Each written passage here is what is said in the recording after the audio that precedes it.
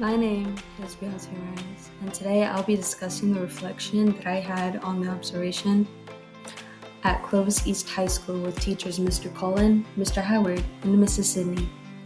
Due to time limits, I will not be including Mr. Howard. However, I did want to give an honorable mention. The context in today will be studies, functional PE, and ULS/N2Y. In studies, Mr. Cullen had pulled up students one by one to come and discuss their grade books. And during this, he highlighted the importance of how even 1 point in their grade was worth something towards their overall grade, rather than not doing the assignment at all. And oftentimes these students, they would sort of have a reflection in themselves at that very moment. And once they had this communication and they had various solutions given to them, they would then write on a whiteboard of what assignments in that moment that they could work on that would be able to be turned in for at least 1 point.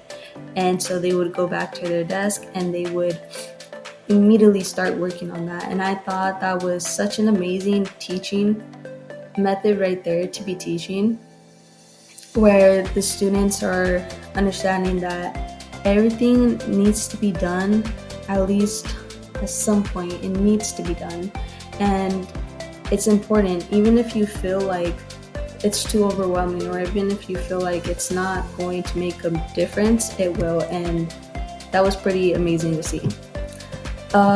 For functional PE, Mr. Collins also did this teaching, and the way he had the setup was that there was various activities going on. When I went to go watch, they had bowling pins and they were playing bowling, but some of the students, they weren't necessarily interested in playing bowling, so they had a little yoga mat set off to the side, and they would be able to go and choose and say, oh, hey, I want to do some exercises.